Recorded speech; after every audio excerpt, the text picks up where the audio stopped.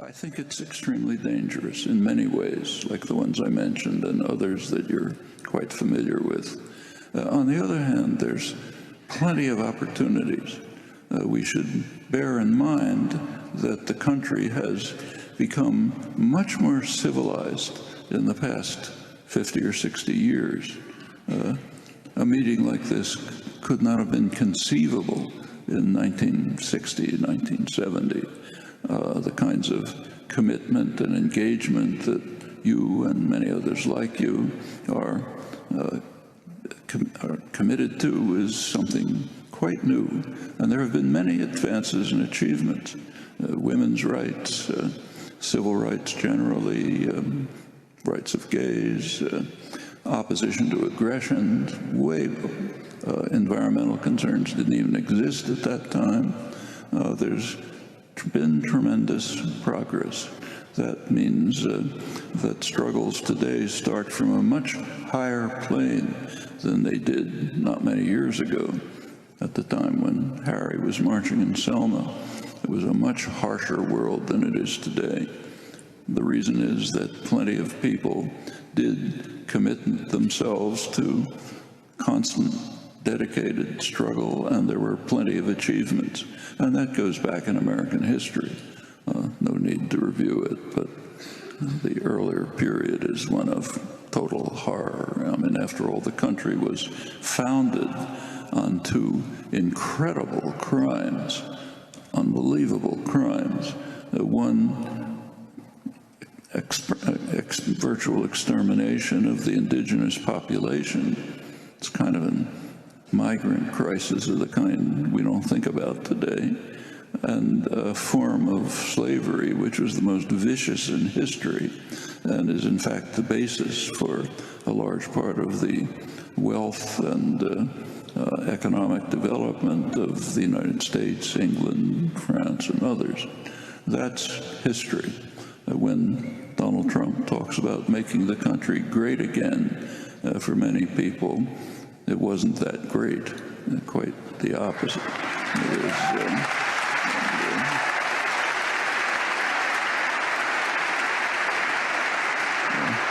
but the point is, there has been plenty of progress because people facing much harsher conditions than we do didn't give up. That's an important lesson. Furthermore, even the election itself suggests major opportunities. For one thing, as you know, the Democrats actually had a considerable majority of the vote. And if you look at the younger voters, the people who will shape the future, they were overwhelmingly anti-Trump and even more overwhelmingly pro-Sanders. That's an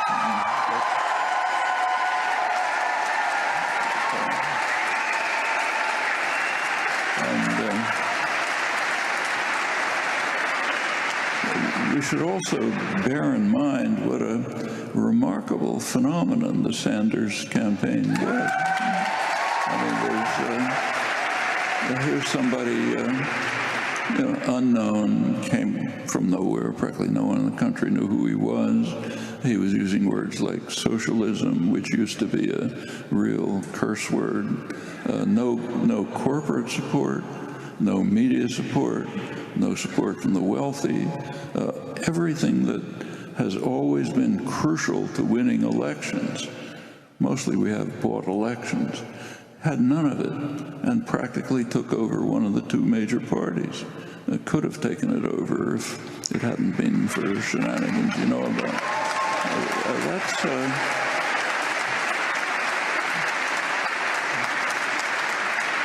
And it was primarily driven by young people. All of these are very hopeful signs. It means there are plenty of things that can be done. There are opportunities that can be grasped. No time to run through them, but there are plenty of them. And it's really very much in our hands and among the younger of you in your hands to carry us forward in this long path, long, arduous path towards trying to create a civilized society and a decent world.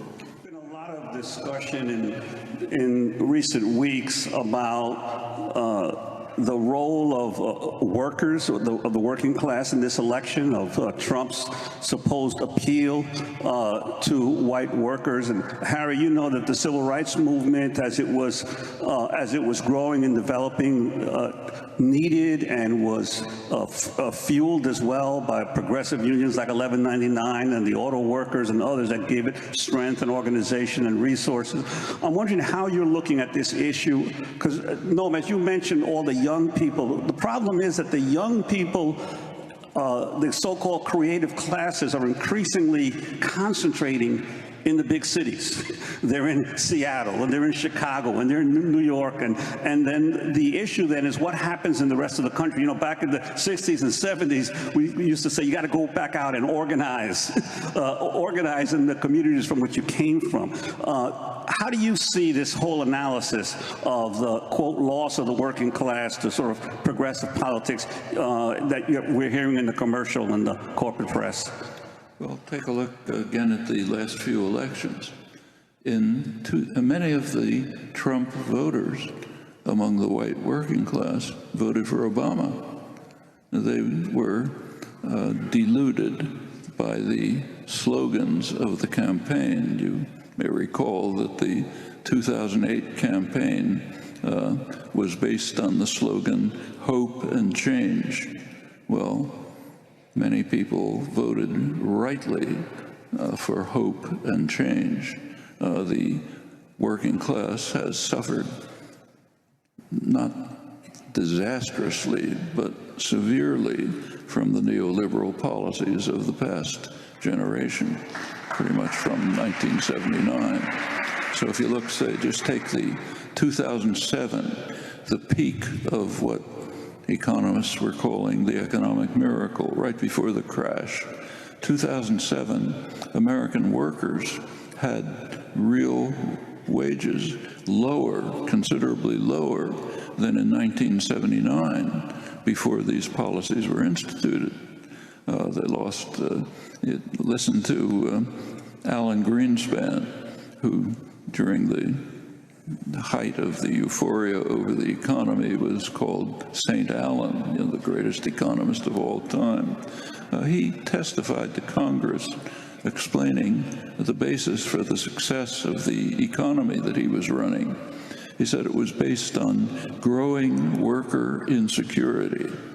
Growing worker insecurity, meaning if workers are beaten down enough and intimidated enough, and if their organizations, their unions are sufficiently destroyed that they can't ask for higher wages and for decent benefits, then it's good for the economy. Creates a healthy economy by some measure. We know the measure. Well, all of this has happened, and the working class has suffered from it. They had a real need for hope and change. Well, they didn't get hope and they didn't get change. I don't usually agree with Sarah Palin, but I think she nailed it when she asked at one point, where's all this hopey, changey business? Well, you know, there wasn't any. So no hope, no change. Already, it showed very quickly in midterm and future elections. This election, a con man came along and is offering hope and change, and they're voting for it. Suppose that people like you, the people who formed the Sanders movement, would present an authentic, constructive program for real hope and change. It would win these people back. I think many of the Trump voters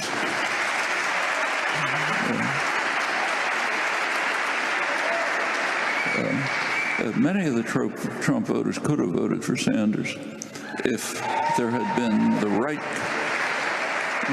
right kind of activism and organization, and those are possibilities. It's been done in the past under much harsher circumstances. Organizing white working people in Indiana is a lot easier than what the Freedom Riders tried to do in The South, 60 years ago, much easier. Takes work, but it can be done. And my feeling is that a core part of a progressive program is to rebuild the organized structure of the labor movement, which all throughout modern history has been in the forefront of progressive change. And that's not impossible either. It's been beaten down pretty severely in the past generation, but it's been worse before. If you go back to the 1920s, a period which is not unlike today in many ways, the Gilded Age, the labor movement was virtually destroyed. Woodrow Wilson's Red Scare practically wiped it out. There had been a militant activist labor movement. There was almost nothing left of it in the 1920s. By the 1930s, it revived. Militant labor action, organization of the CIO, overcame racist conflicts, laid the basis for the New Deal programs, which were highly beneficial to the extent that they remain beneficial. That can happen again. No reason why it can't.